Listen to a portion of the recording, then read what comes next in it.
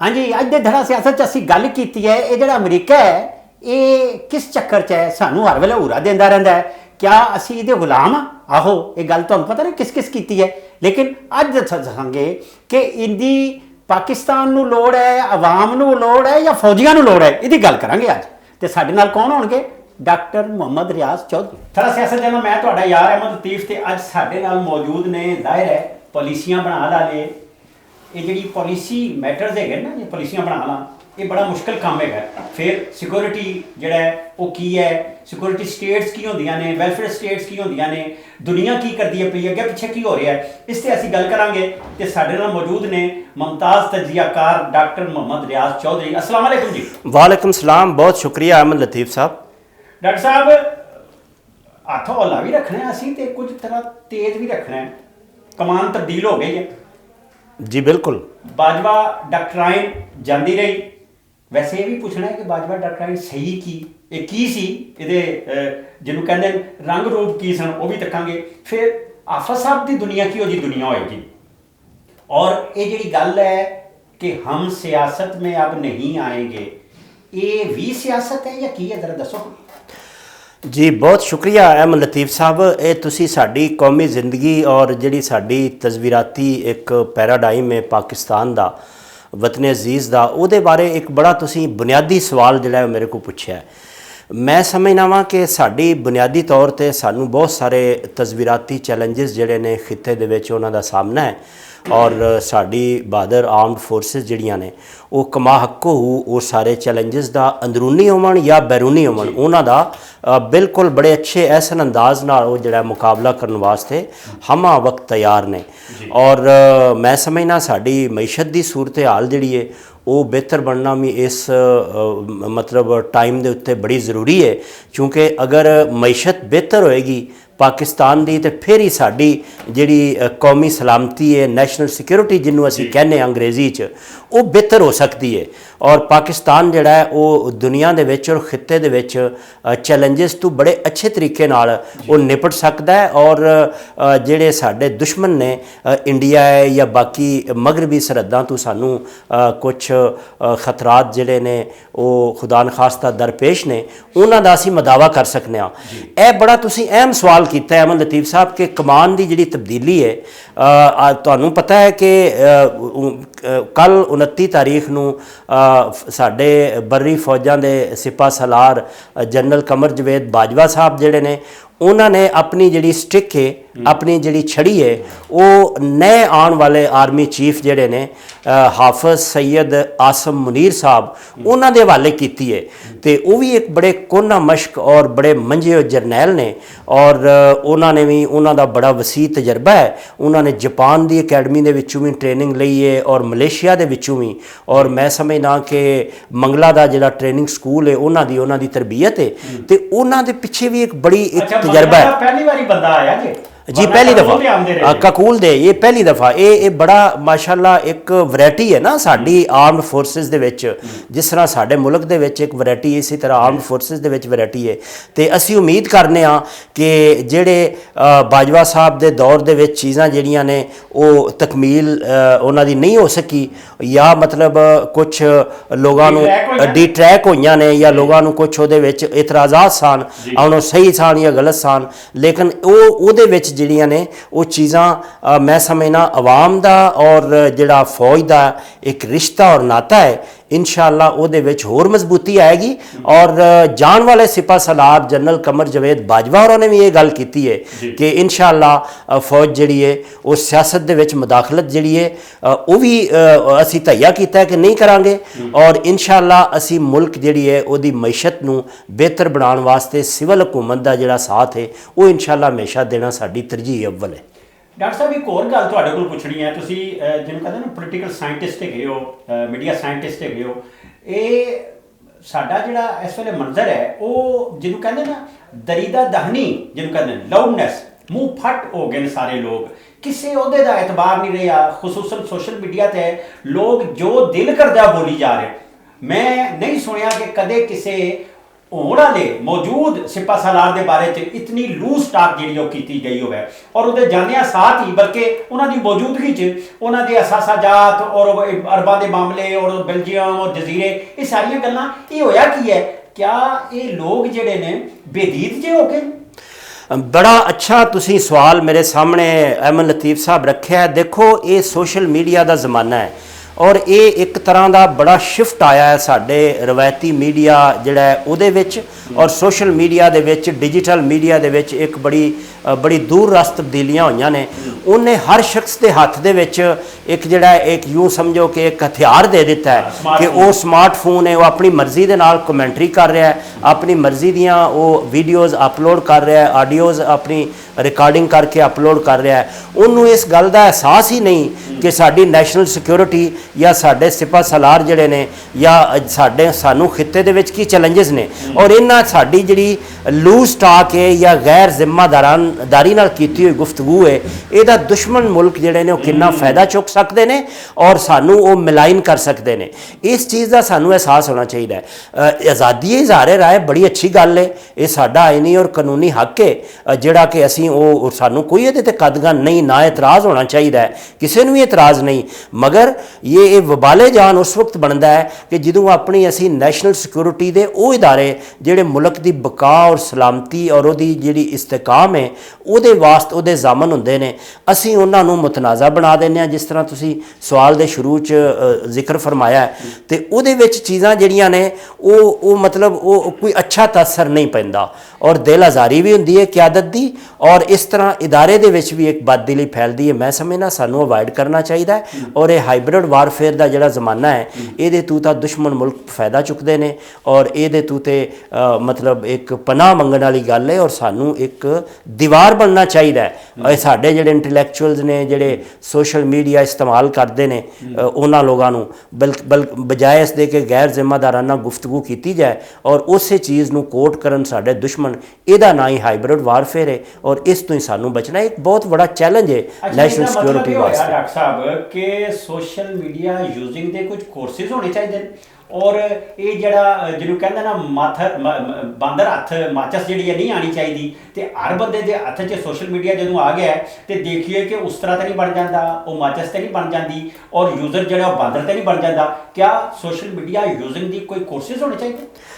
ये तुहाडा सवाल बहुत ही अहम है और ये बुनियादी नोयत का सवाल है क्योंकि देखो हर चीज़ जिहड़ी है ना प्रोफैशनलिज्म का ज़माना और पेशावराना उहदे विच एक टच आ गया है। असी मादर पिदर आज़ादी जिहड़ी है ना ये तो किते भी नहीं हैगी जिथों दूसरे दी नक शुरू होंदी है साडा मतलब उथों तक दायरा है अमल दा और असी जिहड़ी मड स्लैंगिंग करने आ लोगों के उत्ते कीचड़ उछालने आ बगैर सोचे समझे बगैर किसी ठोस सबूत दे और एविडेंस दे ये बड़ा गलत रवैया है और मैं समझना ये नाल एक ऐसी मीडिया ट्रायल है और ये नाल एक ऐसी धुंध असी पैदा करने आ जिहदे विचों सच्चाई नूं तलाश करना बड़ा ही औखा हो जाता है। तो मैं समझना इनू सानू सियाणप दा सबूत देना चाहिए। जी बिल्कुल ये तलीमी इदारियां दे निसाब दे विच इस चीज़ नूं होना चाहिए कि एक रिस्पॉन्सिबिलिटी आज़ादी कोई चीज़ नहीं आज़ादी तब है जदों उहदे विच जिम्मेदारी का अंसर आंदा है और अगर जिम्मेदारी नहीं तो फिर वो मादर पिदर आज़ादी है वो वबाले जान बन जाती है मुआशरे वास्ते भी रियासत वास्ते भी और रियासत के इदारियां वास्ते भी। खास तौर पर साडे जिहा मुल्क जिहड़ा एक ऐसे मुल्क तो वखरा होया है और असी आज़ादी की तहरीक 1947 चला के ये मुल्क हासिल किया है और उहदे विच इस किस्म दीयां चीज़ां साडे चैलेंजिस ते मतलब कई गुना ने ना मईशत के चैलेंजिस ने साडे सोसाइटी के चैलेंजिस ने साडे मतलब जिहड़ा कन्फ्लिक्ट है सलामती के मामलात ने बिल्कुल वो बड़ा वो मौका जान ही नहीं देता। उन्हें देखो किन्ना वो इन्फो लैब जिहड़ी सी EU दी और यूरोपी यूनियन दी उन्हें कितना ज़्यादा 700 उन्हें अकाउंट क्रिएट किए सन और श्रीवास्तव ग्रुप वालियां ने और उन्हें साडी नैशनल सिक्योरिटी दे उत्ते ऐसे चरके लगाने की कोशिश की है लेकिन साडियां बहादुर अफवाज और जिहड़ी साडी सिक्योरिटी एजेंसियां ने उन्होंने बड़ा बेदार मगजी का और बड़ा विजिलेंस का सबूत दिता है। मैं समझना कि इस चीज़ को समझना चाहिए और जिम्मेदार जिहड़ी शहरी है ना उहदा ये तकाजा है ਇੱਕ ਸਿਵਿਕ ਐਜੂਕੇਸ਼ਨ ਹੋਣੀ ਚਾਹੀਦੀ ਹੈ। ਨਿਸਾਬ ਦੇ ਵਿੱਚ ਲੋਕਾਂ ਨੂੰ, ਬੱਚਿਆਂ ਨੂੰ ਤਾਲੀਮ ਦਿੱਤੀ ਜਾਣੀ ਚਾਹੀਦੀ ਹੈ ਕਿ ਰਿਸਪਾਂਸਿਬਿਲਿਟੀ ਤੋਂ ਬਗੈਰ ਆਜ਼ਾਦੀ ਕੋਈ ਮਾਨੇ ਨਹੀਂ ਰੱਖਦੀ। अच्छा, एक और सवाल है, मैं वो बाजवा डॉक्टराइन का जिक्र होया और वो खुद भी इस सारे मामले में गल करते सन। तुसीं मैनूं दसो ये बाजवा डॉक्टराइन है की सी, जरा थोड़ा जिहा मेरे सुनने वालों नूं पता लगे।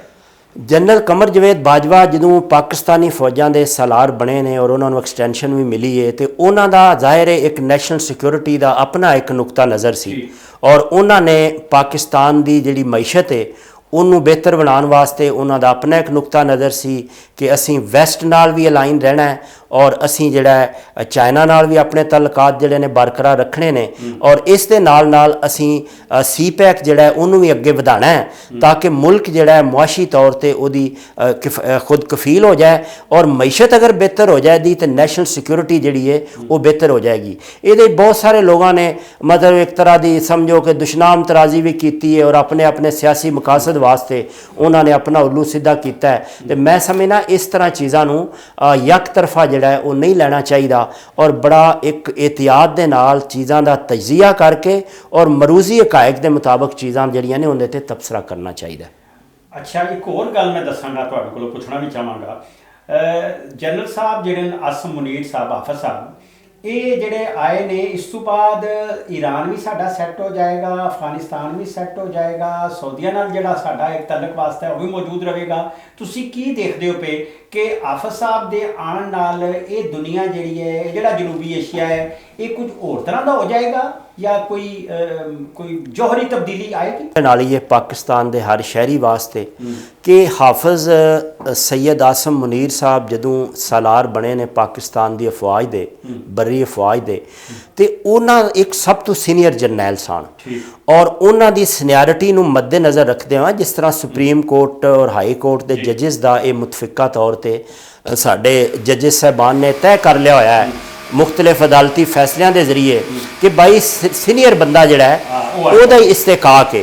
ਇਹਦੇ ਨਾਲ ਬਹੁਤ ਸਾਰੇ ਜਿਹੜੇ ਝਗੜੇ ਨੇ, ਬਹੁਤ ਸਾਰੀਆਂ ਰੇਸ਼ਾ ਦੀਵਾਨੀਆਂ ਨੇ, ਬਹੁਤ ਸਾਰੀਆਂ ਸਾਜ਼ਿਸ਼ਾਂ ਨੇ, ਉਹ ਦਮ ਤੋੜ ਜਾਂਦੀਆਂ ਨੇ। ਇੱਕ ਤੇ ਫੈਸਲਾ ਜਿਹੜਾ ਪਾਕਿਸਤਾਨ ਦੀ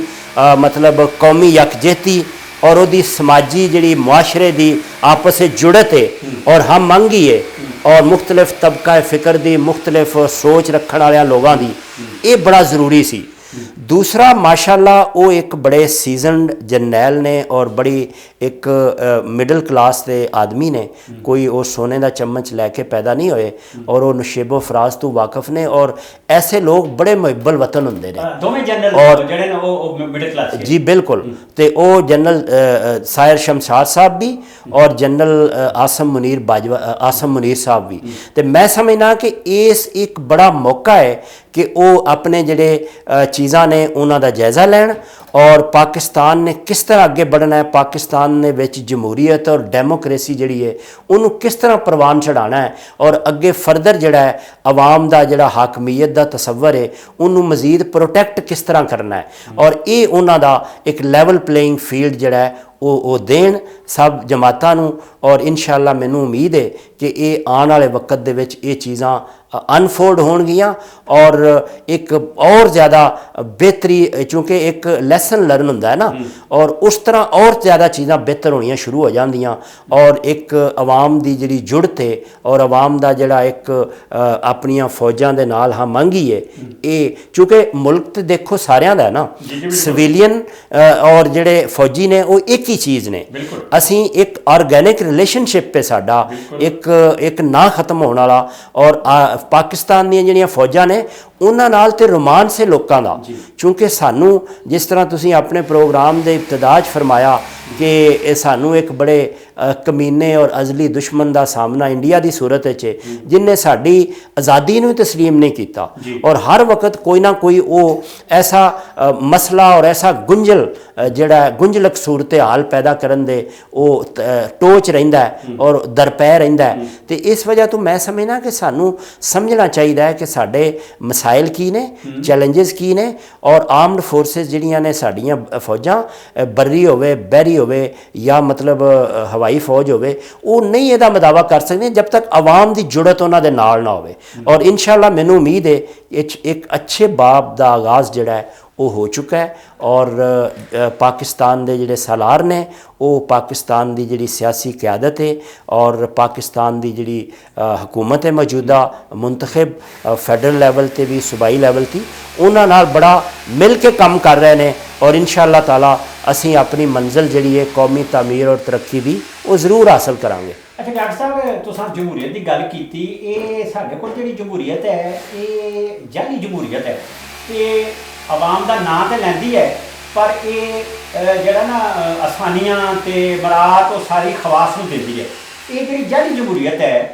इसनूं असी अपना निजात दहिंदा समझांगे या अवामी जमहूरीयत जिहड़ी है अवामी जमहूरी इनकलाब वो होवेगा या असां कोई होर सिस्टम जिहड़ा है ये जिहड़ा सिस्टम है ये सानू नहीं बेनीफिट कर रहा, ये आम आदमी की सहूलत वास्ते कोई काम नहीं कर रहा, ये खवास वास्ते चलदा पिया। तो तुसीं की समझदे हो कि असी कोई मुतनासिब नुमाइंदगी या कोई ऐसी सूरत जिहड़ी है उसकी तरफ जाएंगे, कोई सिस्टम बनावांगे या ये चलदा रहेगा? ਇਹ ਬੜਾ ਚੰਗਾ ਤੁਹਾਡਾ ਸਵਾਲ ਹੈ ਔਰ ਇਹ ਉਹ ਸਵਾਲ ਹੈ ਜਿਹੜਾ ਪਾਕਿਸਤਾਨ ਦੇ ਹਰ ਜੀ ਸ਼ਊਰ ਸ਼ਹਿਰੀ ਜਿਹੜਾ ਹੈ ਉਹ ਸੂਝ-ਬੂਝ ਰੱਖਣ ਵਾਲਾ ਬੰਦਾ ਹੋਵੇ, ਉਹ ਖਤੂਨ ਹੋਵੇ, ਉਹ ਬੱਚਾ ਹੋਵੇ, ਉਹ ਬੁੜਾ ਹੋਵੇ, ਉਹ ਇੱਕ ਕਰਦਾ ਹੈ। ਉਹ ਸਮਝਦਾ ਹੈ ਕਿ ਯਾਰ 1947 ਦੇ ਵਿੱਚ ਕਾਇਦ-ਏ-ਆਜ਼ਮ ਰਹਿਮਤੁल्लाह अलैह ਨੇ ਪਾਕਿਸਤਾਨ ਤੇ ਬਣਾ ਦਿੱਤਾ, ਮਗਰ ਉਸ ਤੋਂ ਬਾਅਦ ਜਿਹੜੀਆਂ ਫੌਜੀ ਹਕੂਮਤਾਂ ਰਹੀਆਂ ਨੇ, ਡਿਕਟੇਟਰਸ਼ਿਪ ਰਹੀ ਹੈ और नाल ही सिविलियन हुकूमतां रही ने,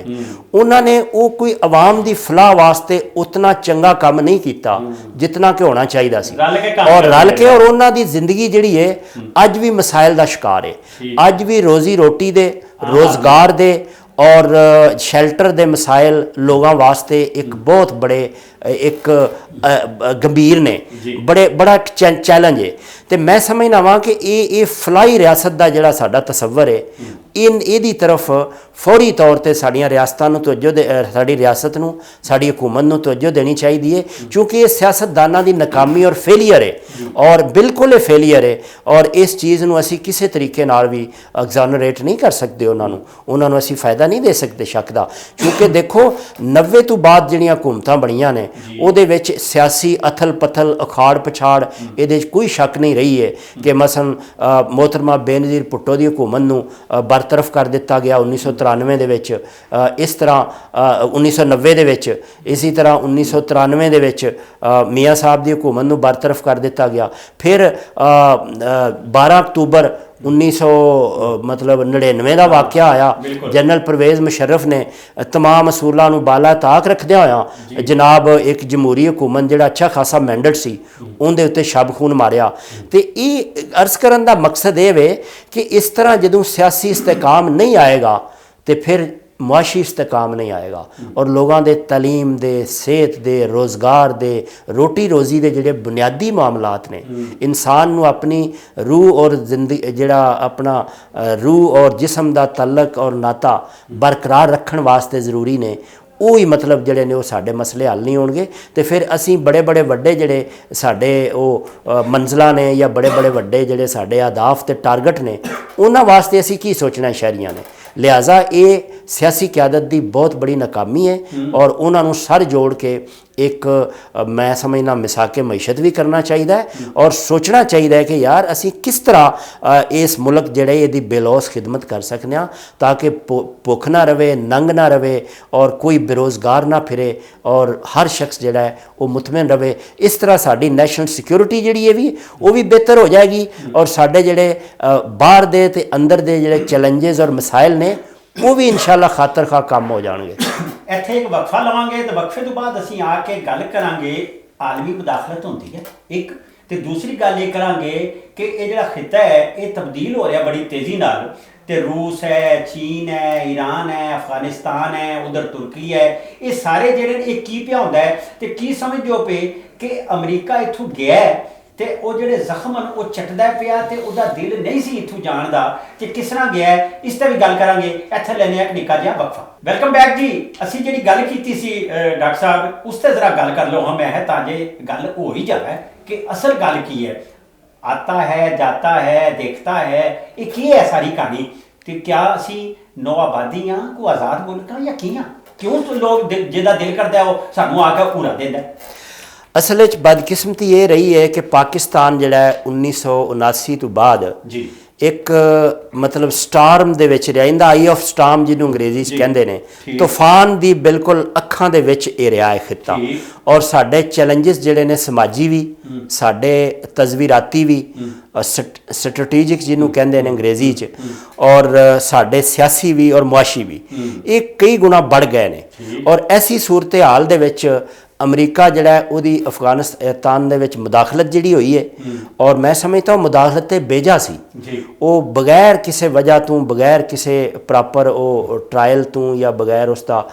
ਉਹ ਹੋਈ ਸੀ, ਬਿਲਾ ਵਜ੍ਹਾ ਦਾ ਪੰਗਾ। ਤੇ ਉਹਦੇ ਵਿੱਚ ਪਾਕਿਸਤਾਨ ਜਿਹੜਾ ਉਹਨੇ ਬੜੀਆਂ ਕੁਰਬਾਨੀਆਂ ਦਿੱਤੀਆਂ ਨੇ। ਸਿਵਲ ਜਿਹੜੀ ਪਾਕਿਸਤਾਨ ਦੀ ਆਬਾਦੀ ਹੈ ਉਹਦੇ ਉੱਤੇ ਮਤਲਬ ਉਹਨਾਂ ਨੇ ਫੇਸ ਕੀਤੇ ਨੇ, ਡਰੋਨ ਹਮਲੇ ਫੇਸ ਕੀਤੇ ਨੇ, ਇਸ ਤਰ੍ਹਾਂ ਦੀਆਂ ਚੀਜ਼ਾਂ। ਔਰ ਇੱਕ ਦਹਿਸ਼ਤਗਰਦੀ ਪਾਕਿਸਤਾਨ ਦੇ ਸਾਰਿਆਂ ਸੂਬਿਆਂ ਦੇ ਵਿੱਚ, ਕਰਾਚੀ ਤੋਂ ਲੈ ਕੇ ਖੈਬਰ ਤੱਕ ਔਰ ਸੱਖਰ ਤੋਂ ਲੈ ਕੇ ਸਵਾਤ ਤੱਕ, ਸਾਡਾ ਜਿਹੜਾ ਮੁਲਕ ਹੈ ਵਤਨ ਅਜ਼ੀਜ਼, ਉਹਦੇ ਵਿੱਚ ਅਸੀਂ ਲਾਸ਼ਾਂ ਸਮੇਟੀਆਂ ਨੇ। ਔਰ ਸਾਡੇ ਜਿਹੜੀਆਂ ਆਰਮਡ ਫੋਰਸਿਸ ਨੇ, ਮੁਸੱਲਹ ਫੌਜ ਨੇ, ਉਹਨਾਂ ਦੀਆਂ ਕੁਰਬਾਨੀਆਂ ਵੀ ਬਹੁਤ ਜ਼ਿਆਦਾ ਨੇ। ਕੋਈ 7-8 ਹਜ਼ਾਰ ਲੋਕਾਂ ਨੇ ਜਾਨਾਂ ਦੀ ਕੁਰਬਾਨੀ। ਔਰ ਤੁਹਾਨੂੰ ਪਤਾ ਹੈ ਆਰਮੀ ਪਬਲਿਕ ਸਕੂਲ ਪਿਸ਼ਾਵਰ ਦਾ ਦਿਲ ਖਰਾਸ਼ ਵਾਕਿਆ ਵੀ ਉਦੋਂ ਪੇਸ਼ ਆਇਆ। ਤੇ ਮੈਂ ਸਮਝਦਾ ਇਹਨੇ ਸਾਡੀ ਕੌਮ ਨੂੰ ਮੁਤਹਿਦ ਤੇ ਕੀਤਾ ਹੈ, ਇੱਕ ਡਾਇਰੈਕਸ਼ਨ ਦਿੱਤੀ ਹੈ, ਇੱਕ ਸਿਮਤ ਔਰ ਜੇਦ ਦਿੱਤੀ ਹੈ। ਲੇਕਿਨ ਅਜੇ ਸਾਨੂੰ ਹੋਰ ਇਹਦੇ ਉੱਤੇ ਕੰਮ ਕਰਨਾ ਹੈ ਕਿ ਭਾਈ ਅਸੀਂ ਕਿਸ ਤਰ੍ਹਾਂ ਬਾਹਰ ਦੇ ਜਿਹੜੇ ਮਮਾਲਕ ਨੇ ਉਹਨਾਂ ਦੇ ਸਬ ਸਰਵੀਐਂਟ ਔਰ ਉਹਨਾਂ ਦੇ ਬਾਜਗੁਜ਼ਾਰ ਨਹੀਂ ਰਹਿਣਾ। ਅਸੀਂ ਕੋਈ ਕਲੋਨੀ ਨਹੀਂ, ਅਸੀਂ ਆਪਣਾ ਸਾਡਾ ਇੱਕ ਨਿਜ਼ਾਮ ਨਹੀਂ, ਉਹ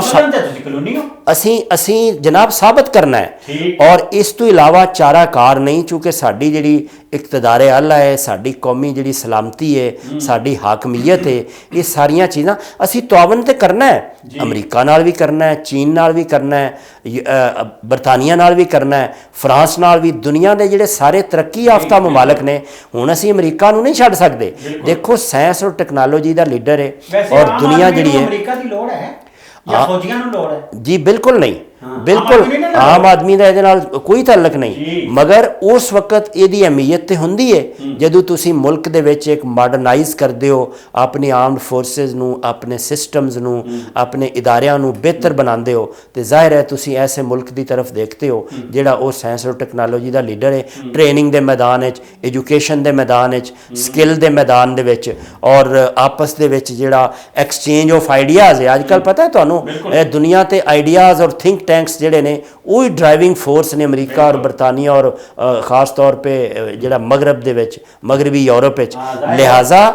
ਇਹ ਜਿਹੜੇ ਚੀਜ਼ਾਂ ਨੇ ਇਹਨਾਂ ਨੂੰ ਫੰਡਿੰਗ ਨਾਲ ਹੀ ਚੱਲਦੇ ਨੇ। ਬਿਲਕੁਲ ਐਸੇ ਹੀ ਹੈ, ਉਹਨਾਂ ਦੇ ਆਪਣੇ ਮਕਾਸਦ ਵੀ ਹੁੰਦੇ ਨੇ। ਲੇਕਿਨ ਜ਼ਰੂਰਤ ਇਹ ਸਾਨੂੰ ਇਸ ਸਟੇਜ ਤੇ ਇਹ ਵੇ ਕਿ ਸਾਨੂੰ ਉਹਨਾਂ ਮਕਾਸਦ ਬੇਸ਼ੱਕ ਉਹਨਾਂ ਦੇ ਜੋ ਵੀ ਹੋਣ, ਸਾਨੂੰ ਆਪਣੇ ਜਿਹੜੇ ਕੌਮੀ ਮਫਾਦ ਹੈ ਜਿਹਨੂੰ ਉਹਨੂੰ ਮੁਕੱਦਮ ਰੱਖਣਾ ਚਾਹੀਦਾ ਹੈ। ਔਰ ਸਾਡੀਆਂ ਸਾਰੀਆਂ ਪਾਲਿਸੀਆਂ, ਸਾਰੇ ਇਨੀਸ਼ੀਏਟਿਵ, ਸਾਰੇ ਇਕਦਾਮਾਤ ਔਰ ਸਾਰੇ ਜਿਹੜੇ ਕਦਮ ਨੇ ਉਹ ਉਸ ਤਰਫ ਹੀ ਉੱਠਣ ਜਿੱਥੇ ਸਾਡਾ ਕੌਮੀ ਮਫਾਦ ਹੈ। ਔਰ ਕੌਮੀ ਮਫਾਦ ਸਾਡਾ ਕੀ ਹੈ ਕਿ ਮੁਲਕ ਜਿਹੜਾ ਉਹ ਤਰੱਕੀ ਕਰੇ, ਬੇਰੋਜ਼ਗਾਰੀ ਦਾ ਖਾਤਮਾ ਹੋਵੇ, ਸਾਡੇ ਬੈਰੂਨੀ ਕਰਜ਼ੇ ਕਮ ਹੋਣ, ਸਾਡੇ ਲੋਕਾਂ ਦੇ ਉੱਤੇ ਮੁਆਸ਼ੀ ਬਰਡਨ ਕਮ ਹੋਵੇ, ਅਮਨੋ ਅਮਾਨ ਹੋਵੇ, ਔਰ ਸਾਡੇ ਜਿਹੜੇ ਨੇ ਤਾਲੀਮ ਹੋਵੇ, ਸਿਹਤ ਹੋਵੇ। ਔਰ ਇਨਸ਼ਾਅੱਲਾ ਇਹ ਤਦੀ ਚੀਜ਼ਾਂ ਆ ਸਕਦੀਆਂ ਨੇ ਅਗਰ ਅਸੀਂ ਆਪਣੇ ਮੁਲਕ ਦਾ ਵਕਾਰ ਔਰ ਉਹਦੀ ਜਿਹੜੀ ਹਾਕਮੀਅਤ ਹੈ ਉਹਦਾ ਤਹਫਜ਼ ਵੀ ਕਰੀਏ, ਮਗਰ ਨਾਲ ਨਾਲ ਅਸੀਂ ਖੌਲ 'ਚ ਬੰਦ ਵੀ ਨਾ ਰਹੀਏ। ਅਸੀਂ ਦੁਨੀਆ ਨਾਲ ਇੰਟਰੈਕਟ ਕਰੀਏ ਔਰ ਦੁਨੀਆ ਨਾਲ ਅਸੀਂ ਜਾ ਕੇ ਮਤਲਬ ਦੇਖੋ ਨਾ, ਹੁਣ ਸਾਡੇ ਪ੍ਰਾਈਮ ਮਿਨਿਸਟਰ ਜਿਹੜੇ ਨੇ ਉਹ ਵੀ ਬਹੁਤ ਸਾਰਾ ਇੰਟਰੈਕਟਿਵ ਨੇ ਔਰ ਬਹੁਤ ਸਾਰੇ ਮੁਲਕਾਂ ਦੇ ਦੌਰੇ, ਤੁਰਕੀ ਦਾ ਦੌਰਾ, ਬਾਕੀ ਮੁਲਕਾਂ ਦੇ ਦੌਰੇ, ਇਹ ਸਾਰੀ ਜਿਹੜੀ ਡਿਪਲੋਮੈਟਿਕ ਜਿਹੜੀਆਂ ਕੋਸ਼ਿਸ਼ਾਂ ਨੇ ਇਹ ਬਿਲ ਆਖਰ ਤੁਹਾਡੇ ਕੌਮੀ ਮਫਾਦ ਦੇ ਤਹਫਜ਼ ਦਾ ਹੀ ਜ਼ਾਮਨ ਬਣਦੀਆਂ ਨੇ। ਲਿਹਾਜ਼ਾ ਜ਼ਰੂਰਤ ਇਹ ਸਮਝਦੀ ਹੈ ਕਿ ਇਸ ਵਕਤ ਸਾਰੀਆਂ ਸਿਆਸੀ ਜਮਾਤਾਂ ਨੂੰ ਆਪਣੇ ਮਫਾਦਾਤ ਭੁਲਾ ਕੇ ਇੱਕ ਤੇ ਅੱਗੇ बढ़ना ਚਾਹੀਦਾ ਹੈ। ਔਰ ਜਿਹੜਾ ਉਹਦੇ ਵਿੱਚ ਮਰਕਜ਼ੀ ਨੁਕਤਾ ਹੈ ਅਮਨ ਲਤੀਫ ਸਾਹਿਬ, ਉਹ ਆਵਾਮ ਦੀ ਫਲਾਹ ਔਰ ਗੁਰਬਤ ਦਾ ਖਾਤਮਾ ਹੋਣਾ ਚਾਹੀਦਾ ਜੀ। ਅੱਜ ਅਸਾਂ ਬੜੀਆਂ ਗੱਲਾਂ ਕੀਤੀਆਂ ਨੇ। ਮੈਨੂੰ ਆਪਣੇ ਯਾਰ ਅਹਿਮਦ ਲਤੀਫ ਤੇ ਡਾਕਟਰ ਮੁਹੰਮਦ ਰਿਆਜ਼ ਚੌਧਰੀ ਨੂੰ ਇਜਾਜ਼ਤ ਦਿਓ। ਅੱਲਾ ਬੇਲੀ।